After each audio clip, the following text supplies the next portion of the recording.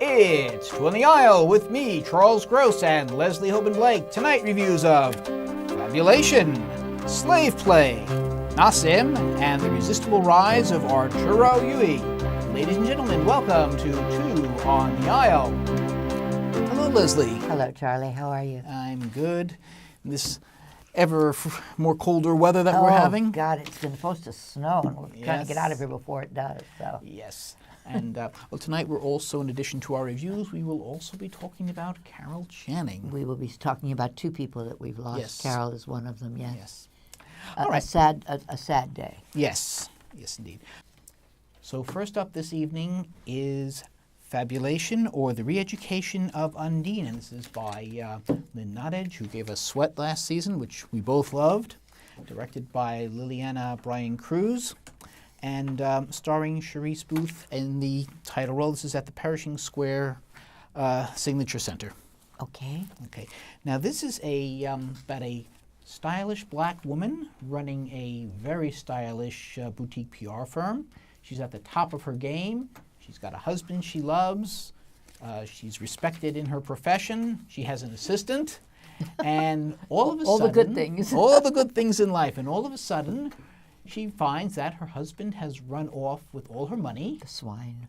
Which means her business is kaput because they can't make their payments. And she's pregnant to boot. And in desperation, she must return to Brooklyn, but not the stylish part of Brooklyn. No, the projects where she grew up with the family who she told everyone had died in a fire years ago. And the entire play is her learning learning how to live in this climate, dealing with government agencies, with well, that's the re-education medical clinics. Part. Yes, That's that is the re-education part. Now, the question I have is someone this talented who managed to rise up, break out of this. You'd think some high-powered PR firm would have swooped her up. Then there wouldn't have been a play. So well, I guess that's you the got to answer. stick with the story the way it's written. But right now it's really funny. When this play was written, this was not happening. But with the government shutdown, how many people are there who are going through similar things where they're that close to, being under the bus, basically? So it suddenly has a meaning that it didn't have before. But that's beside the point. Okay. That isn't the point of the play. Charisse Booth, And yet somehow this is. You thought it was a comedy. Well, I wasn't so sure. No, it definitely. Well, let's put it this way: there was laughter There throughout was- the audience. yes. You were the only one who didn't find it funny. The rest of us found I it felt funny. sorry for her. But here's the thing: Lynn Nottage doesn't write comedy. She's certainly not known for that. She does write plays about social issues and social change. Yes. And this play And, is very much about both of those things. I mean, they're definitely the social issue involved is what does a woman who doesn't know how to work the system do when it becomes necessary to be part of the system? Right. And her friends Suffer a and- lot in frustration. Yeah, and all her friends drop her, by the way. All her fancy, snooty friends drop her immediately.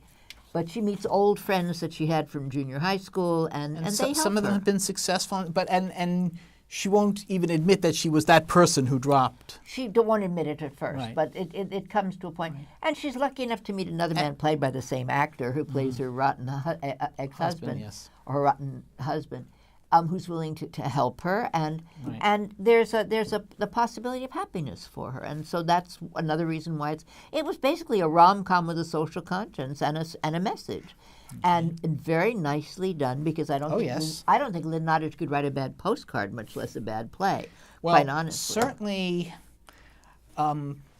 gets its point in. It does. And it's beautifully done. Again, I didn't find it as funny as most of the audience, but I really did enjoy watching her go through I don't want to say I enjoyed, but I felt I was entertained by the watching thing is, it. I'd seen it before. Right. So this was, and I don't remember thinking it was that amusing the first time. I don't remember it that well. Although our friend Myra Lucretia Taylor was in it, I don't remember that.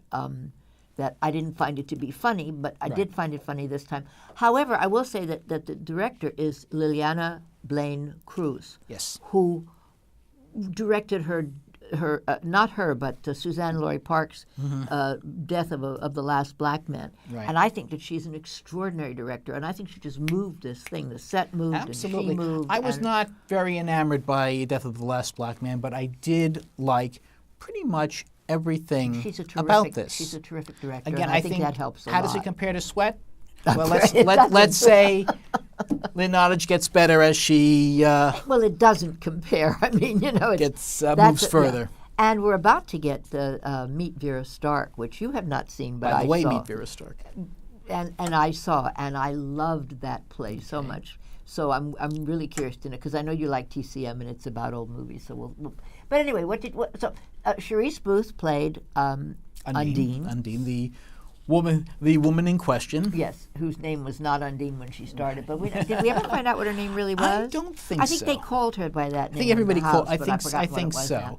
And basically, it's an ensemble that everybody else plays multiple roles. Her family, her grandparents, her husband, mother, her brother.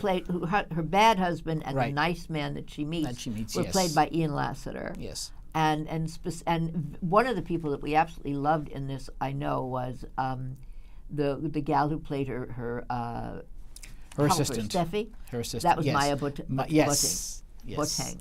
But everybody was terrific in the show. It was uniformly good. It's well done. It's entertaining. Dare I say fun. I enjoyed it. Yes, I think the message does hit home. So what would you give it?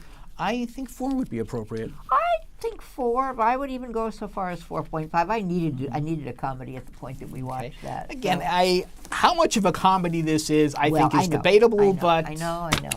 All right. So we're going to move on to something that is that I think we can both agree is not a comedy. Definitely. And we're moving way downtown. I just have my notes in the wrong thing here. We're moving way downtown to our friends at New York Theater Workshop who never give us a cover with anything. But I got a postcard in the mail. And the postcard in the mail says a great deal about this play because it shows a plantation. Yes. And this is a drama set. Well, it's not a drama. It's also a comedy, such as it is. Directed by Robert O'Hara, who's also a playwright, whose work, Barbecue, you really liked when we saw it at the Public. I did. And he writes comedies with the same kind of twists that this play has. And this playwright is fascinating. His name is Jeremy O'Harris, and he's 29 years old. He's in Yale Drama School's playwriting department. He's already won a bunch of prizes, and he has another play called Daddy, opening with Alan Cumming at the Pershing Square. So we got a lot to look forward to. But in this particular play, it opens up on a plantation with a slave girl named Kenesha and Missa Jim. He insists on being called Missa, not Massa. And he's the foreman, not the master. He says that. He says, I'm the foreman, I'm not the Massa. And she's cleaning and sweeping, and suddenly Rihanna starts playing, and her music her song work, and Kenesha starts to twerk, and we know we're not on a plantation, or if we are, we don't know what's going on. We're not sure exactly who's doing what to whom there in this particular thing. And I think we know who's doing what to whom. Well, nobody does anything to anybody at that point yet. That is yet to come. The next, that scene ends, and the next scene is the lady of the household and the mistress, the mistress of the household, and her light-skinned mulatto, very well educated valet, shall we call him? Yes, who plays the violin. Yes, which I thought of 1776 because he plays the violin, but that's just me. And she doesn't want to be the mistress; she wants to be the master, which is an interesting turn of events. And we move from that scene to a third scene with 2 men, one of whom is an indentured servant, and the other of whom, and white, which is what indentured servants were for the most part, although there were some black indentured servants. And the other is a slave. No, he's not a slave. He's a slave. But he's a slave. Bottom line is you have 3 opening scenes where the white person is trying to take advantage of the black person. At least that's what it seems to me. Or at least they all seem to have a similar theme. And then the change of the evening comes, whereas we find out we are not on a plantation at all. No, we are in therapy. It's called plantation therapy, and it's couples therapy with interracial couples. So it's 3 interracial couples, and a fourth couple, a gay and a lesbian couple who Right. are also interracial. So you have a gay male They're the interracial therapists. couple, they're the therapists, and then you have the so-called plantation owner. And it's always it's a switch around, whether it's the woman or the man who's the it's everybody. It's interchangeable, but it's also about gender politics. It's not just about racial politics. It's also about gender politics. By bringing in two gay couples, you're no longer just talking about race. So you have a bunch of different things going on, and I found it fascinating. The set by Clint Ramos is a reflection of this plantation. And sometimes you see the plantation, and sometimes it tilts slightly, and you see the audience. And you see the audience There being are uncomfortable. mirrors because they have sex scenes, and apparently they don't want you to miss anything. That's not the only reason that they have the mirrors. The mirrors are so that you can see how uncomfortable this is making you as it goes on. Oh. Because it's very uncomfortable territory to talk about the role of sex in an interracial couple and whether you go back to the days of plantation to find the roots of something like that, no pun intended. And anyway, Clint Ramos is a Tony-winning designer, and I just think it was wonderful that they were able to get him down there. Yes. And And recreate the old strip clubs that we used to have in New York. well, what Well. Charlie is trying to say in his delicate way is that one of the guys strips down completely, and you get to see a lot. And, Quite a bit. But here is my problem with the play. Yes. I felt the first three scenes were very redundant. And then the therapy, frankly, I wasn't uncomfortable so much as I was bored with this play. 2 hours, no intermission, and they don't let you back in if you need to go out. And I really was not enjoying. I didn't feel the couples were all that interesting. I thought that despite their differences, they were similar. All right, you had what's her name? Twerking. That was Kenesha. Kenesha. She was all right. And that's hold on, Tanya Paris. Decent acting jobs, but not overly interesting characters. Well, Jim was played by Paul Alexander Nolan, whom we saw in Escape to Margaritaville. Yes. We And I didn't see wanted that to much of escape to him. Margaritaville. We didn't after see this. quite that much of him in that play, but we Right. certainly saw a lot of him in this play. Okay. But see, I think you're missing what the play is about. I really think that it either went over your head or you chose not to buy into it, whichever. The latter. Okay. I, on the other hand, not only bought into it, I was willing to take leftovers home. I mean, I think it raises many more questions than it answers. But by the same token, I mean, the roots of white supremacy, which we're dealing with today, the roots of just look. The guy gave out, first of all, the dramaturg wrote a piece on this. So basically, you need to annotate this play No. to appreciate No, it? Is they that gave what you're all saying? the notes out afterwards. Fine, they gave it in out. case you wanted to but- look further, because as I say, it answers, it asks a lot of questions that don't get answered name by a the couple. play. In a situation where you have a white mistress and a mulatto servant who lives in the house and has a lot of prerogatives because he Right. lives in the house, who's in charge? If sex is the commodity that you're changing, that you're using as exchange, who's in charge? If you have and again, the white mistress, unless the master finds out. and there is no master, as it turns out, because it's the last thing he says to her when he goes off stage is that you ain't got no master.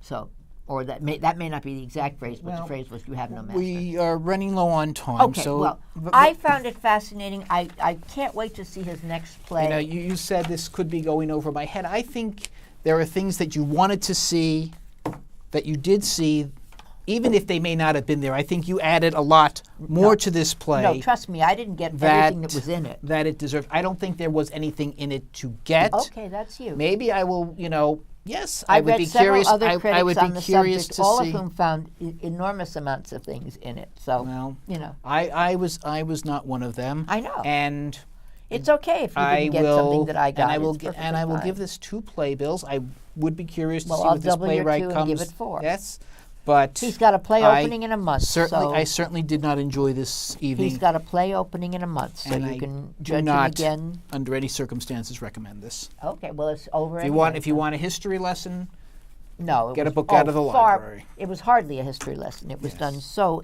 There was so much entertainment. Moving on. Speaking of plays that make points, this one is called Nassim and was written and performed in a very unconventional way by Nassim Sulaimanpour. This is at New York City Center. Well, it was Manhattan Theater Club. At New York City Center. Yeah.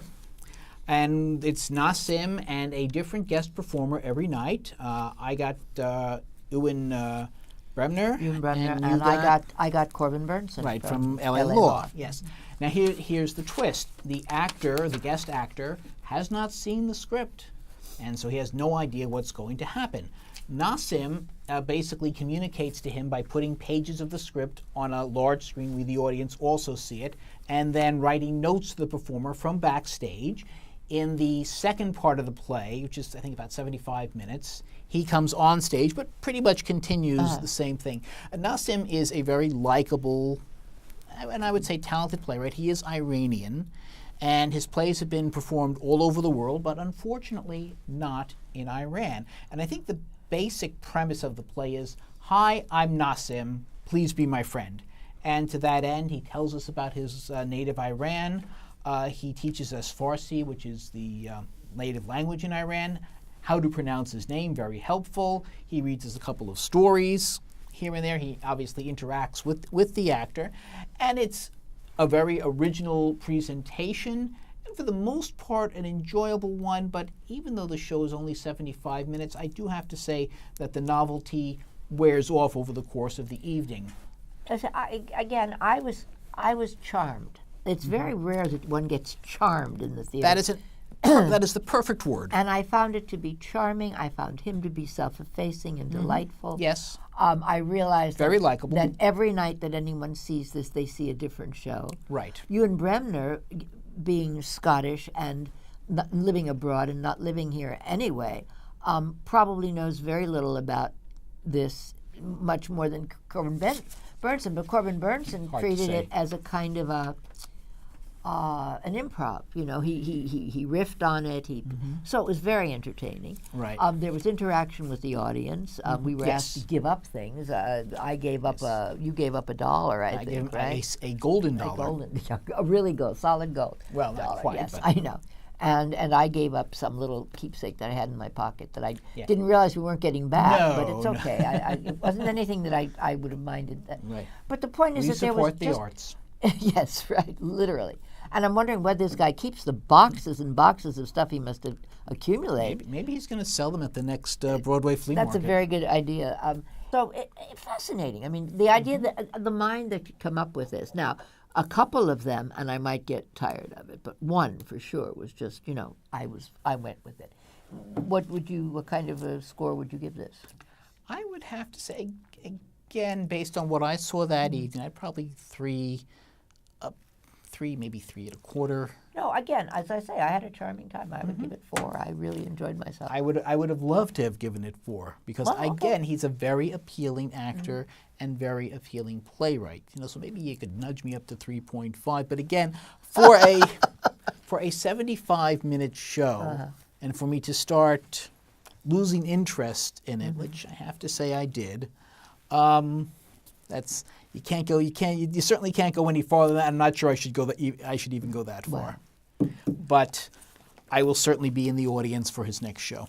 So our last play that we're going to talk about tonight is something that we saw a bit ago, but never got a chance to talk about, and it's at CSC, which is no longer printing programs. So this is its complete year rundown, and that's all that it is. So on screen, we're going to be able to show you the titles and whatnot. But it's The Resistible Rise of Arturo Ui. And it's a play by Bertolt Brecht. It isn't done very often. However, it's been done here 3 times before this. 3 times before this, twice at CSC. And it has moment for today. It is the rise of of the cauliflower king of Chicago in the 1930s, and he comes up using the fascist playbook. And Bertolt Brecht had just left Germany, and he's talking about the rise of Hitler, which we discussed this at one point, and you didn't seem to realize that that's what it was, but that's what it is. And he's using the Mein Kampf playbook, which is you scare people, you give them what they want, but you scare them at the same time, and you tell them you're the only one who can do this. Right, but he didn't. I don't think there was an oppressed minority in his playbook. Well, the oppressed minority is he starts out as a gangster, Right. and rises to a dictator from being a gangster. And as a gangster, he was always shaking people down. So they were poor people. So it's an oppressed poor minority. That's who it is. It's the poor shopkeepers. But he wasn't blaming the problems on somebody. That was definitely part of It was Hitler's always playbook. the other. He didn't go specifically into who the other were, but it was the other. If I can't, I have to protect you. You know, which has, oh God, does it have resonance right now with a man who thinks he's a strong man in our government. I'm sorry. I knew that was coming. I know you think I always throw it in, but why do you think John Doyle did the play now? You know what? Maybe he did, but you know what else? You know why the play doesn't get done that often? It's not that good a play. It's not a good play. And here's the thing: it's an emotional play. I mean, it not in the play. Bertolt Brecht was in an emotional state. He'd had to leave his home in Germany. Yes. He was chased out for many reasons. One, he was a Jew. Also, he was he just couldn't stay in a fascist country. And we have a wonderful actor playing the lead, Raul Esparza, who can do almost anything. But I say almost with a qualification, because I don't think he was as good in this as I would have liked to have seen him. And I've seen it once before. I saw John Turturro. I've never actually seen it, so I have nothing to compare it to. I will say he tries to expand the role beyond your garden variety gangster. He tries to put a little more depth and it's not into just that. it. And there is some, at times there is some self-doubt, which he seems to be having. That's written into the script. But Right. but the thing is that the way it's written is he starts out as a low class Yes. Chicago gangster, and then the big time bosses see him as a pawn that they can use to push their agenda. So they move him up and they move him up and they bring somebody in to teach him how to talk and how to walk. And as he talks and he walks, he becomes an orator, which is what gets the people to follow him. And he begins to goose step, which, I mean, it couldn't be any plainer that he was learning how to goose step. But okay, be that as it may. It's fascinating to me that it's John Doyle's. John Doyle usually does musicals, and this is not a musical. No.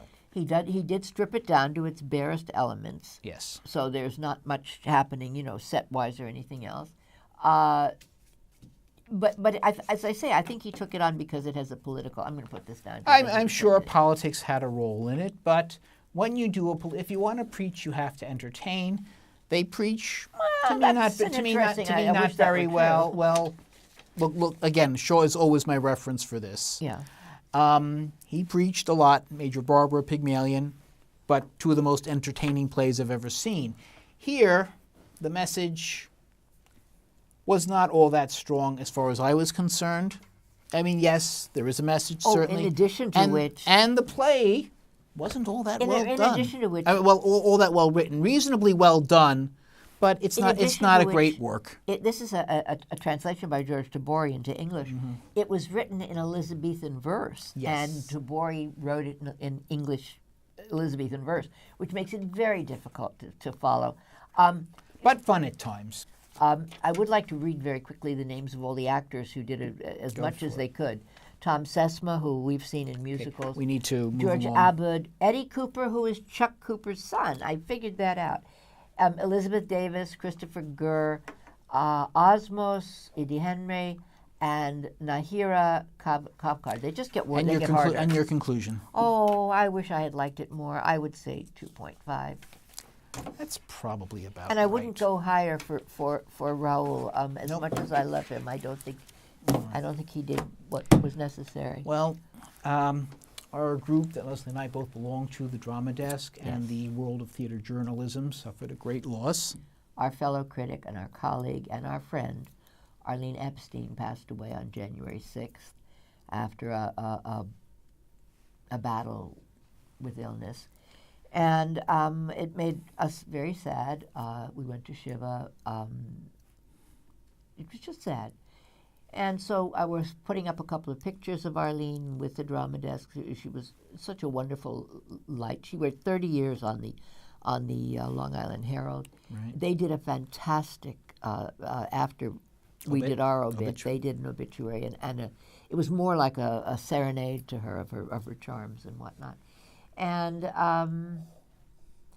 the drama desk named her a lifetime member in recognition of her service before she passed away, and I'm hoping that she really saw what I came out and brought that. I'm sure to her. she did. Anyway, thank Broadway you. also suffered a great loss. One of the most famous, caricatured, and beloved actresses we've ever had, Carol Channing, probably best known for Lorelei Lee. Lorelei in Gentlemen Prefer Blondes, Right. and a reworked musical of it called Lorelei, and of course Broadway's first musical, Dolly Levi. And of course Dolly was back with Bette Midler, but Carol is the woman, and so many actresses have played this role, but Carol is the one you associate with it the most. It was not really written for her, it was written for Ethel Merman. But with her unique charm, her voice, if you didn't know who she was, you'd say, oh, Harvey Fierstein's aunt is performing. I think one journalist said she was the only actress ever drawn by Al Hirschfeld who looked more like the character than her character did. And it's true, but she was a unique personality. I had the pleasure of seeing her do 2 revivals of Dolly. And I never saw her do it other than the little snippets I've seen on YouTube. I never saw her do it live. Right. I guess I couldn't afford it. But she did it over 4,500 times. Yeah. And it was her Hamlet. Carol, and she kept going. Her peers were Angela Lansbury, Mary Martin, Ethel Merman, Julie 97. Andrews. She lived to be was 97, yeah. And she was still active as a performer even into her 80s. I remember her a few years ago on the Tonys, rapping. Yes, and she, in her later years, spent a lot of time in philanthropic ideas. I can't come up with the right word. She will be missed. Yes, she will. A very unique lady, and certainly a very unique performer. And that is our show for this evening. When you go to the theater, look for Leslie and me, us too. On the aisle.